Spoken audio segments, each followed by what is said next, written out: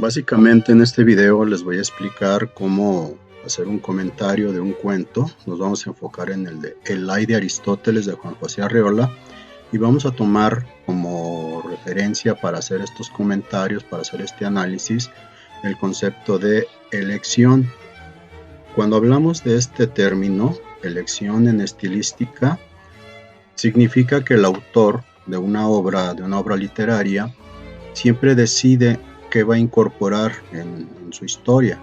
Esto aplica en general para cualquier obra literaria, pero nos vamos a enfocar en este momento en la narrativa, en el cuento que les mencioné de Juan José Arreola. Arreola elige qué personajes van a aparecer en su historia, elige la edad que van a tener, sus características, su comportamiento, sus reacciones. Elige también el lugar, la época en que su historia va a transcurrir, que esto vendría siendo la atmósfera. Elige las acciones, o sea, los sucesos, cómo comienza, cómo se desarrolla y cómo concluye la historia. Define, desarrolla, explica, elige la secuencia que estas acciones van a tener. En general, pues, todo lo que aparece en un cuento, cuando ya está concluido, es elección del autor. Incluso las palabras, el uso de ciertas frases, forma parte de este concepto de elección. Ustedes como lectores deben leer con mucha atención, deben fijarse en los detalles, porque estos detalles son los que nos permiten explicar la lectura. Recuerden que si tomamos como referencia cualquier concepto, como este concepto de elección, nos debe servir para explicar lo que estamos leyendo. No es nada más una lectura pasiva, sino que es una lectura donde nosotros tratamos de analizar, de entender, de descifrar y de explicar lo que el autor nos está exponiendo. Entonces, una manera de cumplir esta meta, de llegar a este fin, es por medio del concepto de elección en particular.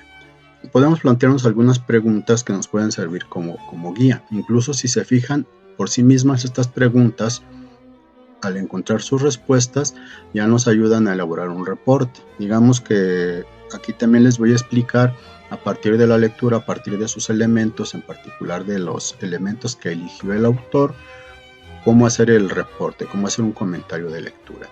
En la antología yo les pongo 3 preguntas. Dice, ¿por qué la historia se narra con un cierto orden o con una secuencia específica de acciones y no de otra? O sea, ¿por qué la historia comienza de esa manera, se desarrolla así y concluye como la presenta el autor? ¿Por qué los protagonistas tienen ciertas características? Se trata de una pareja, de adolescentes, de ancianos, de adultos, de gente rica, de gente pobre. ¿Por qué el autor elige estos personajes y por qué les atribuye estas características?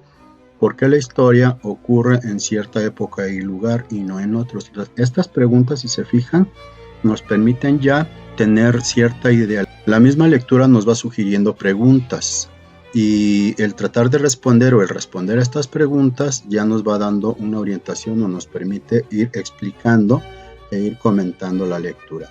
Estos elementos los vamos a tomar del esquema que aparece en la antología.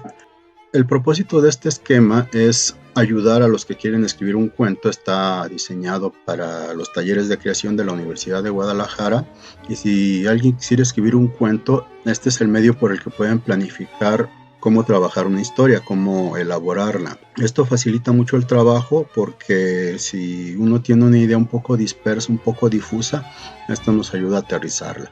Pero también este esquema nos sirve para explicar una obra narrativa, porque más o menos así es como proceden los escritores. Se imaginan una anécdota, un conflicto que es muy importante, se crea una atmósfera en la que se incluyen los elementos de cuánto va a durar la historia, la época en que fue situada y el lugar en que esta historia va a ocurrir.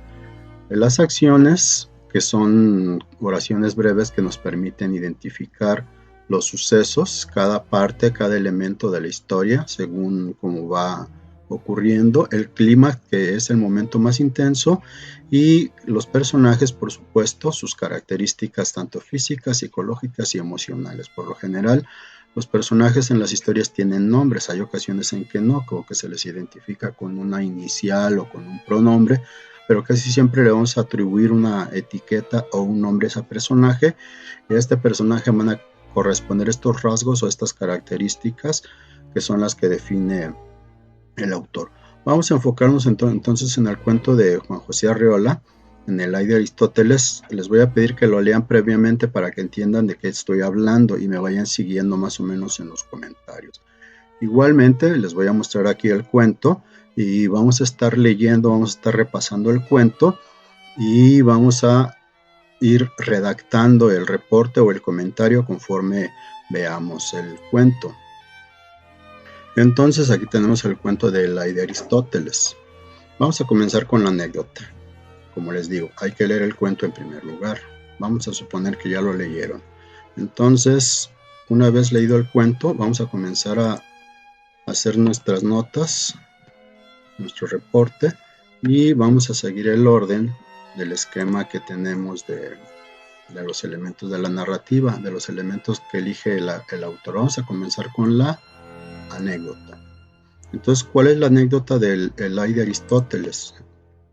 La anécdota, si recuerdan la definición, es una exposición breve del contenido general de la historia.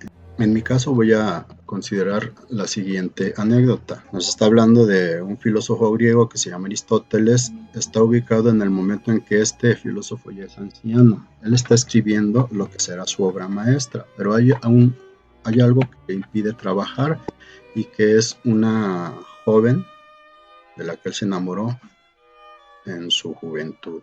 El siguiente punto sería el conflicto. El conflicto de la historia es lo que está haciendo Aristóteles, el libro que está escribiendo. Entonces, este trabajo se ve entorpecido por el recuerdo de ese amor de juventud. Y ese recuerdo no le permite dedicarse al 100% al trabajo. Entonces, este conflicto es el que genera básicamente todas las acciones de la historia. La atmósfera. Vamos a enfocarnos en la atmósfera. Fíjense bien, aquí es donde les voy a pedir que sean muy cuidadosos, que se fijen en los detalles, porque estos detalles son los que nos explican, los que nos indican, los que nos permiten entender cuál es la intención del autor, qué nos quiere comunicar y qué es lo que nosotros debemos de exponer en nuestro reporte o en nuestro comentario. ¿Cuánto dura la historia? ¿En qué época está situada y en qué lugar? Fíjense bien, en el caso de este cuento de Aristóteles, aquí se nos menciona una ciudad. Si ustedes leen un poco la biografía de Aristóteles, se darán cuenta que él nació en una ciudad griega que se llama Estagira. Entonces, ¿en qué lugar transcurre la historia? En la ciudad de Estagira. Aunque es posible que esto sea solo una alusión, porque aquí nos está hablando del momento en que ya Aristóteles ya es viejo, y es posible que nos hable de Estagira. Fíjense en un detalle que no se ubica en otro lugar. Dice, Aristóteles abandona el trabajo y sale al jardín. Entonces nos está mostrando otro lugar, un jardín. Él estaba adentro. Por acá nos dice dónde estaba. Dice, vuelve el filósofo a la celda. Aquí celda, considérenlo como su lugar de estudio. Digamos que él está en su casa y dentro de su casa tiene un lugar donde trabaja, y ese lugar donde trabaja le denomina celda. No sé qué tan familiarizados estén con estos conceptos, pero por ejemplo en la Edad Media los monjes, en los lugares donde trabajaban, en los monasterios, su cuarto, su habitación se le llamaba celda. Entonces el estudio de Aristóteles es una celda, o sea, su espacio de trabajo está en la casa. Entonces la historia comienza cuando Aristóteles está dentro trabajando. Dice aquí, dice que sus manos dejan caer hasta el suelo el crujiente rollo de papiro. O sea, esto quiere decir que está escribiendo. Aquí es cuando le llega el recuerdo. Él mira a su musa que está bailando, que está danzando, y verla bailar lo distrae, y esto hace que se le caiga de las manos. Se dice aquí el crujiente rollo de papiro.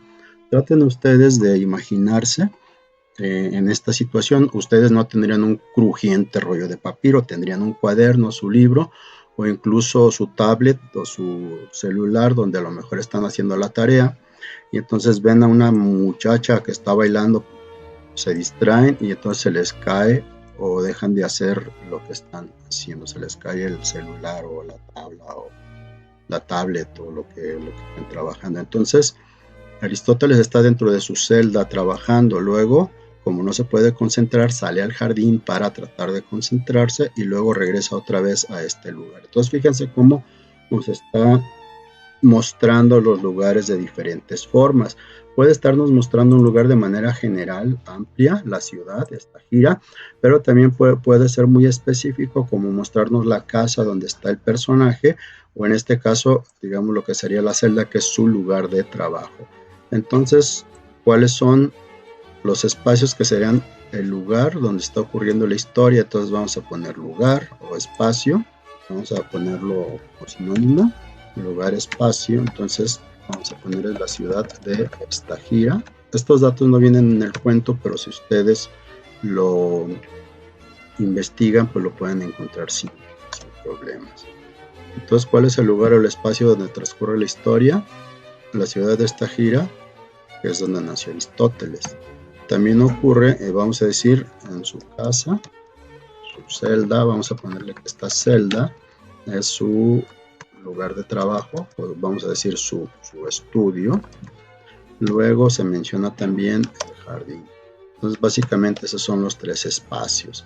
Y fíjense, aquí también hay algo importante que ustedes deben tomar en cuenta. No es nada más identificar los lugares.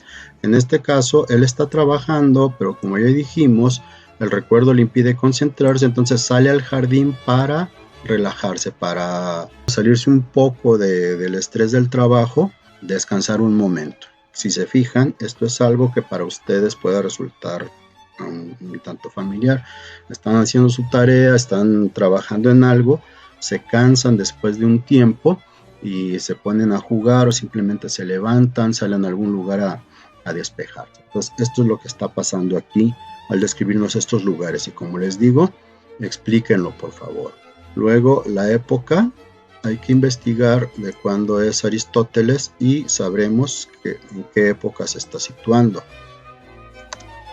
Entonces, la época en la que está ambientada la historia es el siglo IV a.C. si nos atenemos a la biografía de Aristóteles. Para establecer la duración hay que fijarnos en las acciones. Yo ahorita se los voy a resolver y enseguida lo comprobamos con la lectura del cuento. Entonces, ¿cuánto dura la historia? En sí, la historia dura una mañana. Ahorita les voy a mostrar en qué parte nos habla de la duración de la historia.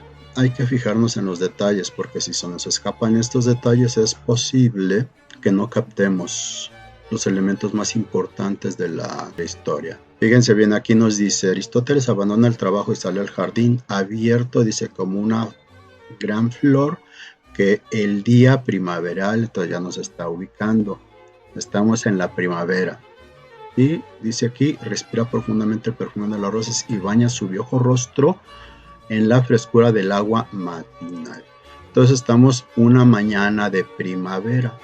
Duración, vamos a poner tiempo, y el tiempo lo vamos a entender tanto como época como lo que transcurre del inicio al final.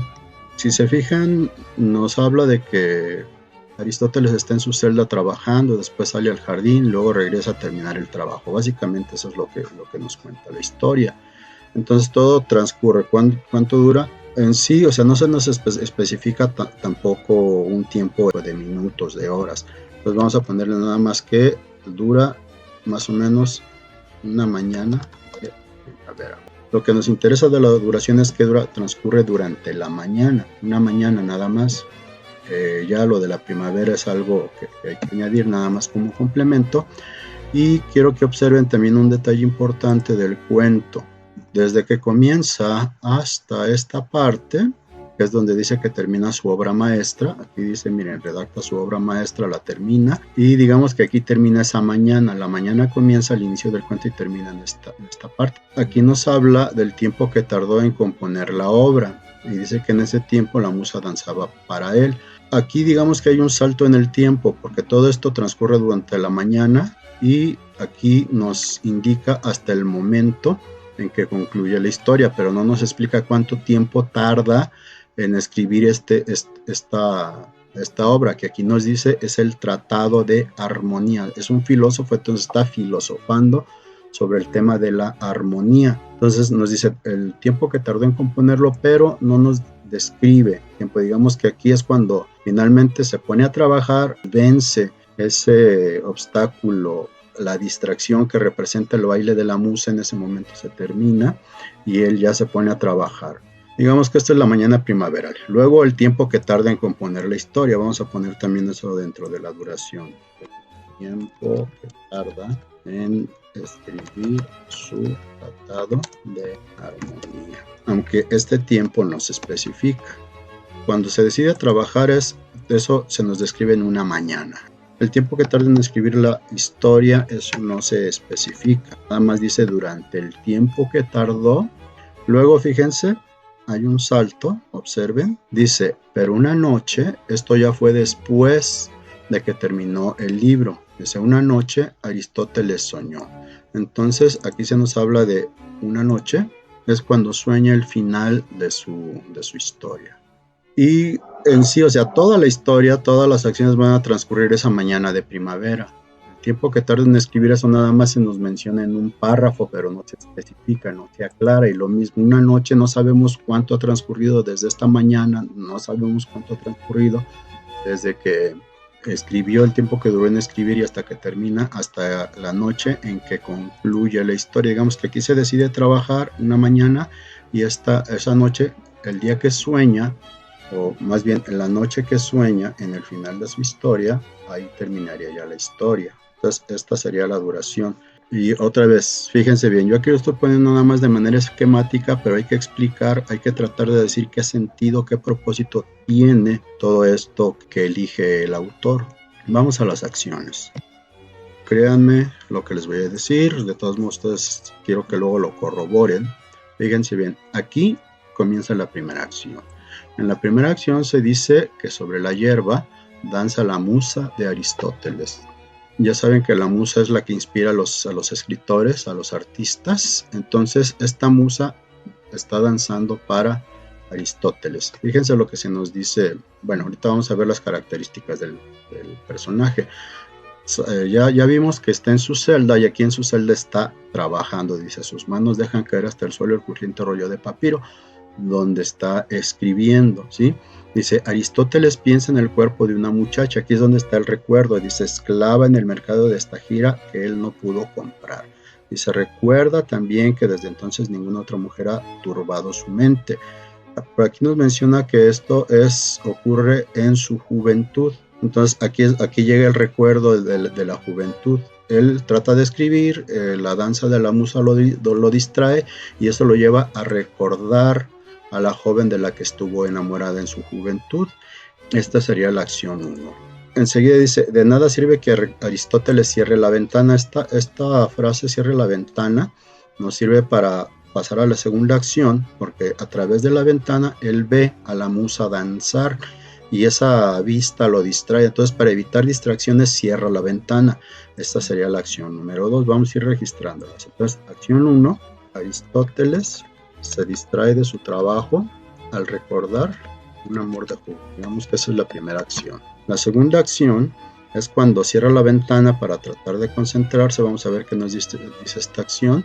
Dice, cierra la ventana, dice aquí armonía, que es su musa, dice, sigue danzando, dice, las palabras que escribe pierden la gravedad, etc. Entonces él trata de concentrarse, pero este suceso, el baile de la musa, no lo deja concentrarse. Entonces, ¿qué pasa? Dice, Aristóteles abandona el trabajo. En la acción 2, él trata de esforzarse por trabajar, pero no puede.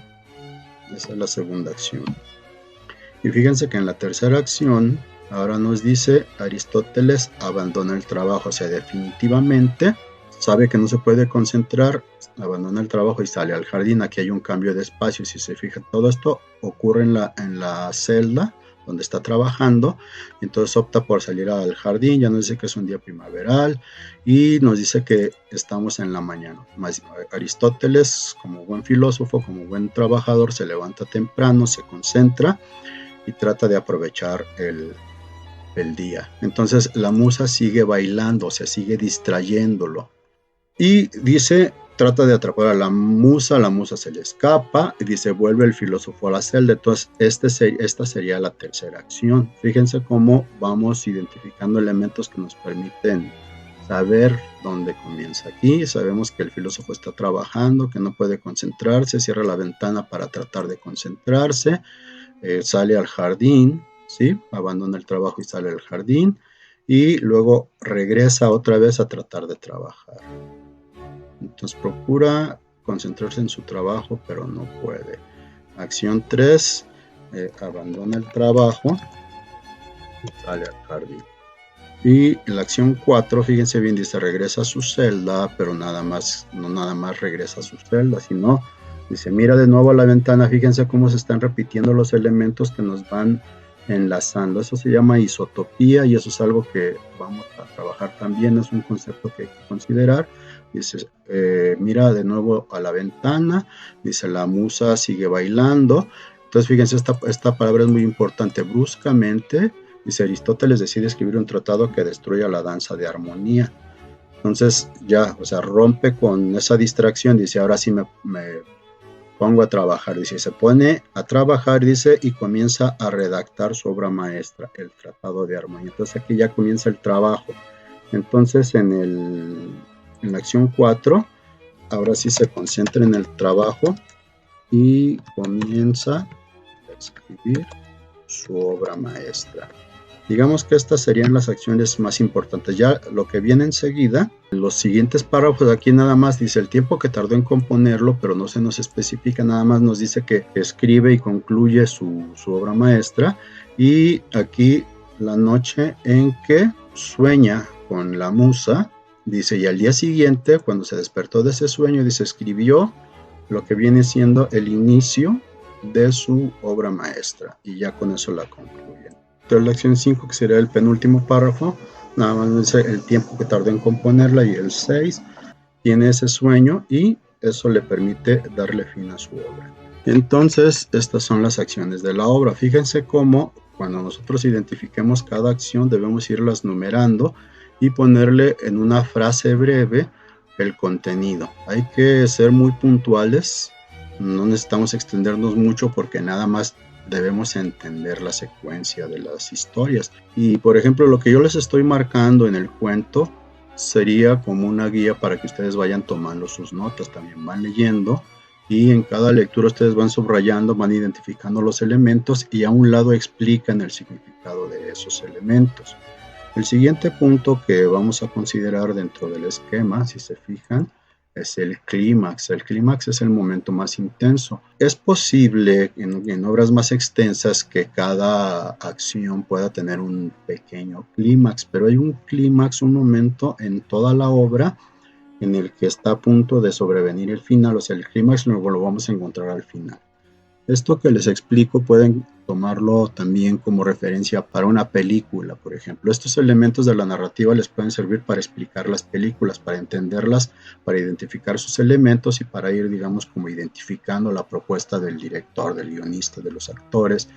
Y el clímax, o sea, cuando ustedes están viendo una película y que están muy emocionados y que ya casi se termina y que la emoción llega al límite, en ese momento estamos en el clímax. En el cuento particular de Aristóteles, este clímax ocurre en esta palabra que ya les había mencionado, lo de bruscamente, hay una ruptura. Si se fijan, él ha tenido problemas para concentrarse, pero llega un momento en que dice, ya, me voy a concentrar, y aquí tenemos el clímax, o sea, es la lucha, es la manera como se define el conflicto. Digamos que aquí, acuérdense, el problema está en que Aristóteles quiere trabajar, pero hay algo que lo desconcentra, hay algo que lo saca de ese anhelo, de ese deseo de trabajar, de cumplir con su obligación, que es el baile de la musa. Entonces en este conflicto, eso también nos da una pista para entender el clímax. Entonces el clímax en particular en este cuento ocurre cuando Aristóteles decide dejar de lado todo eso que lo distrae y se pone a trabajar. Hay que marcarlo específicamente. O sea, ustedes le marcarían aquí y dirían que este es el clímax, pero como les digo, no es nada más identificar ella, sino que hay que explicar. Entonces ya explicamos, identificamos y explicamos el clímax. Y vamos a la última parte de los elementos de la narración, que es identificar las características de los personajes. Aquí hay que poner el nombre del personaje. Digamos que aquí pondríamos el nombre de Aristóteles y aquí pondríamos el nombre de la musa Armonía. Vamos a identificar características físicas, características psicológicas y características emocionales de los personajes. Me voy a limitar aquí nada más a mencionar las características que explícitamente aparecen en el cuento. Ustedes van a explicar qué significa cada elemento. Estoy siendo aquí muy esquemático. Les estoy explicando algunas cosas y al momento que ustedes escriban su reporte, no nada más van a poner los elementos, sino que los van a explicar. Fíjense bien cómo aquí desde el principio se nos menciona. O sea, eso de que es viejo, yo no lo invento, yo lo digo de aquí del cuento. Dices, Aristóteles, bueno, ya sabemos que es filósofo, aquí el autor lo reitera. Ya sabemos que nació en la ciudad de Estagira, o sea, todos estos detalles el autor los toma de la biografía del personaje. Aunque este fue un personaje real, en este caso ya se convierte en un personaje de ficción al momento que Juan José Arriola lo integra a su cuento. Un comentario rápido. Esta palabra de lay significa algo así como poema amoroso o un canto de amor. Eso significa la palabra lay y tiene sentido desde luego y los títulos son muy importantes, tómenlo en cuenta porque nos habla de un amor de juventud de Aristóteles y cómo el recuerdo de esa mujer lo hace visualizar a esta musa que está bailando para él. Entonces, un rasgo físico del personaje es viejo. Entonces anotamos aquí Aristóteles, anciano. Y fíjense cómo estos datos de anciano, esta cualidad, esta característica física se expresa, dice, su cuerpo ruinoso. Fíjense, esto anótenlo, ¿sí? ¿Cómo sabemos que tiene un cuerpo ruinoso? Bueno, ustedes son jóvenes, juventud, divino tesoro, y no saben de estas cosas, pero conocen personas mayores de seguro, y pues uno ya no está para ciertos trotes. Fíjense lo que dice, cuando ya a su espalda se dobla el peso de la edad y sus ojos comienzan a llenarse de sombra. Esta es una descripción del personaje, vamos a pasarla tal cual, que nos está explicando que es un anciano, que es una persona mayor, vamos a ponerlo entre comillas, lo estamos tomando del cuento, ¿sí? Cuerpo ruinoso, así lo describe, su espalda se dobla el peso de la edad y sus ojos comienzan a llenarse de sombra, que son rasgos de las personas mayores. Digamos que esto también lo podríamos poner como una cualidad, el curso sereno del pensamiento, también cuando uno ya está grande, ya no es tan alocado, aunque ahorita vamos a ver un detalle importante, pero bueno, vamos a ponerlo igual. El curso sereno del pensamiento, que es un rasgo ya de las personas mayores que ya son más recatadas, ya no piensan en tantas cosas, se enfocan más en las cosas de su edad. Este detalle, sobre todo, por ejemplo, aquí nos indica no nada más sus cualidades, sino que también nos explica algo que está ocurriendo dentro de la historia. Se cansa, se avergüenza. Dice aquí, llora en silencio la pérdida del don de juventud. Ese es un detalle también importante de la historia. Fíjense cómo todo esto nos va configurando al personaje, nos va explicando de qué manera aparece en la obra y con estas frases, con estas palabras ustedes pueden ir definiendo, explicando, exponiendo sus características. Por ejemplo, esta palabra que ya les he mencionado mucho, bruscamente, vamos a considerar que puede servirnos para definir algunos de sus rasgos de su carácter. Fíjense bien, no es nada más la palabra. ¿Qué implica la palabra? Si alguien actúa bruscamente es porque es impulsivo. Por acá se nos dice que llora la juventud perdida, ese llanto nos puede hablar de un hombre que es emocionalmente sensible. Y quiero que observen otros detalles que nos permiten identificar estas características. Dice que cuando él ve a la musa, dice, la sangre corre veloz y encendida a través de su cuerpo ruinoso. O sea, este cuerpo ruinoso todavía es capaz de emocionarse por el amor. Entonces aquí esto de que la sangre corre veloz y encendida, vamos a decir que es un hombre apasionado. Hay que ponerlo así, aunque es viejo, el amor aún lo mueve. Y bueno, esta es una parte nada más. Quiero que ustedes vean con más detenimiento, hay más elementos, quiero que ustedes lo encuentren, quiero que ustedes los señalen y vamos a pasar ahora a la musa. Como les digo, estoy pasando información que estoy tomando del cuento directamente. Entonces, ustedes también traten de buscar, como les digo, hay que ser muy atentos, hay que ser muy cuidadosos, hay que procurar no pasar por alto estos detalles que son los que le dan valor a las obras literarias y son lo que a ustedes los convierten en lectores agudos, hábiles, inteligentes y que son capaces de entender y de disfrutar las obras que están leyendo, ¿sí? Entonces, esta musa es la musa armonía. Dice, el filósofo vuelve de vez en cuando a la cabeza y contempla un momento el cuerpo juvenil y nacarado. Este es un rasgo de la musa. Es una joven, ¿sí? Tiene un cuerpo juvenil y nacarado. Nos está hablando del color de su piel, que es un color, o la textura, la suavidad. A eso se refiere ese de nácar, cuerpo nacarado. Entonces, la musa armonía tiene un cuerpo juvenil. Este es un rasgo físico del personaje. Dice, desarrolla un complicado argumento de líneas y de ritmos. Está bailando, quiere decir que es una bailarina excelente, es una bailarina excepcional. Vamos a poner el rasgo. Si ustedes gustan, pueden copiar la descripción específica que se hace. Entonces, al ver a esta musa, dijimos, Aristóteles recuerda, dice, piensa en el cuerpo de una muchacha, dice, esclava en el mercado de esta gira, que él no pudo comprar. Recuerda también que desde entonces ninguna otra mujer ha turbado su mente, entonces se enamora, siente atracción por esta joven, y se fija en el cuerpo sobre todo, y eso lo hace que no piense en ninguna otra mujer más que en ella. Y ahora ya viejo y que está escribiendo su obra maestra, se le presenta a la musa y esta musa le recuerda a esa jovencita. Dice, la musa armonía viene a quitarle el sosiego. Fíjense que esto es muy importante porque de esto habla el conflicto. Él trata de escribir, pero la vista de la musa no se lo permite, le quita el sosiego. Dice, en vano pone a su belleza, entonces la musa es hermosa, bailarina excepcional, bella, tiene un cuerpo atractivo, ya lo dijo. Dice, una danza ingrávida y ardiente. O sea, esta es ardiente porque, si se fijan, hace que la sangre del filósofo corra veloz, o sea, lo entusiasma, lo emociona. Por eso es una danza ardiente. Ingrávido quiere decir que parece como si estuviera volando. Su danza está relacionado con el detalle de que es una bailarina excepcional. Añádanlo, explíquenlo, eso es muy importante. Entonces, fíjense cómo todos estos datos nos ayudan a entender las características de los personajes. Hay mucho que decir de los personajes, espero que con esto les vaya quedando claro y que les sirva como referencia. Lo importante no es nada más enumerar o identificar los rasgos, sino que hay que explicarlos. ¿Qué nos dice? ¿A qué se refieren? Ustedes tienen que explicar todo eso.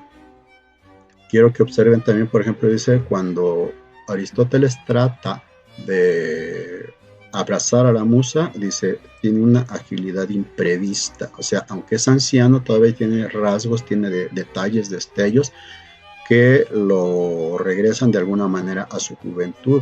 Esa sangre que corre veloz, eso es propio de la juventud, y esto de la agilidad imprevista también es algo propio de la juventud. Aunque es un anciano, el amor lo hace recuperar parte de su juventud perdida. Y esta mujer huye, fíjense, otra vez se repite, huye casi alada, que tiene que ver con esto que se menciona de su baile ingrávido, ¿sí? O sea, todo eso está relacionado. Hay muchos detalles que este esquema no puede explicar, que vamos a ver en otros momentos, y espero que ustedes sí los capten. Por ejemplo, aquí hay algunas cuestiones históricas que les pueden servir como referencia. O sea, esta obra maestra se perdió porque fue quemada. No sé si hayan oído de las quemas de libros. Este Omar es un jeque árabe o un gobernante de los pueblos árabes, y por alguna razón de censura quemó el libro de Aristóteles junto con otros y el libro se perdió. Bueno, tiene un final excelente este cuento. Espero que lo entiendan, léalo con detalle, es muy emocionante. Todo el cuento es muy emotivo, pero hay que saber entenderle, hay que saber identificar los elementos. Les comentaba lo del aspecto histórico. Hay ciertas referencias de cuestiones emocionales, cuestiones de la redacción, de la escritura de una obra, en este caso filosófica. Aquí, por ejemplo, cuando hay una parte donde dice la gravedad tranquila de la prosa dialéctica, esta es, digamos, la manera como se escribe la filosofía. a eso se refiere, es un tratado filosófico, así que esta es su cualidad, es algo así como muy serio, muy objetivo, muy enfocado a lo que quiere explicar, pero dice, esta prosa dialéctica se rompe en jambos sonoros. Este jambo es un tipo de verso, entonces la filosofía se transforma en poesía. ¿Por qué? Digamos que la filosofía es el deseo de trabajo de Aristóteles y la poesía es la emoción que le ocasiona ver el baile de la musa armonía. Entonces así hay muchos elementos que quiero que ustedes descubran, digo, yo no les voy a explicar todo, expliquen lo que les parece, lo que les llame la atención, lo que descubran de la historia. Entonces aquí les dejo el esquema, este archivo lo voy a guardar y se los voy a subir como referencia. Digamos que así es como se llenaría la tabla y así ustedes pueden trabajar con casi todas las obras que aparecen aquí en la antología y pueden tomarlo como referencia también para su reporte, pero para el reporte, para sus comentarios, recuerden, no es nada más el esquema es la guía, tienen que explicarlo. Fíjense cómo estoy tomando elementos de la obra, así que de eso se trata, que ustedes lean, que pongan atención y que vayan haciendo las referencias y las explicaciones. Encuentran palabras que no entiendan, búsquenlas en el diccionario, pregúntenme, como esta que les decía del Lai, que es un canto de amor. Los títulos son muy importantes, el título también nos ayuda a explicar y a entender muchas cosas. Entonces pongan atención, por favor, y esto sería más o menos lo que llevaríamos como referencia.